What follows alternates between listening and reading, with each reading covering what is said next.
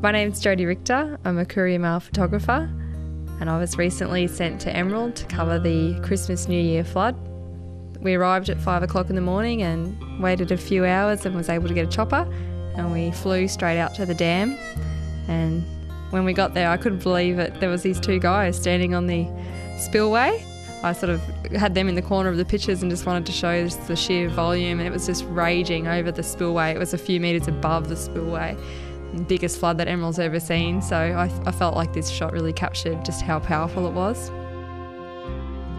As we flew along the river toward Emerald, I liked this shot because it showed all of the crops going under, as well as the storm front that was hovering over Emerald, threatening more rain.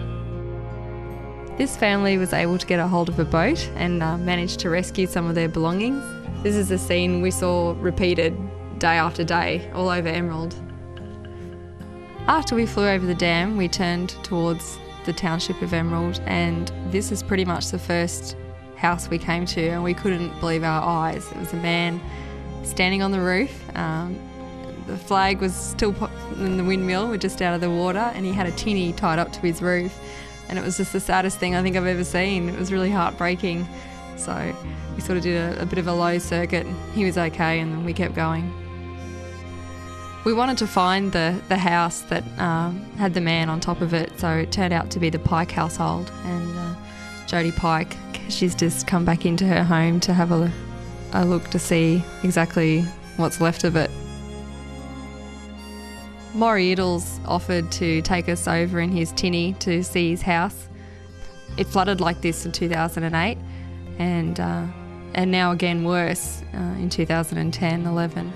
It was a really strange sensation riding a boat through his shed and through his front veranda. And it was sad to see the bay window gone and the tank that was recently just been filled, smashed against the side of his house. It makes me wonder where they find the heart to get back up and rebuild. I like this photo because it was taken on Riverview Street and ended up with quite a view of the river. And while we saw a lot of strength in the people there, it's obvious that there's a long road ahead for them with the clean-up and rebuilding.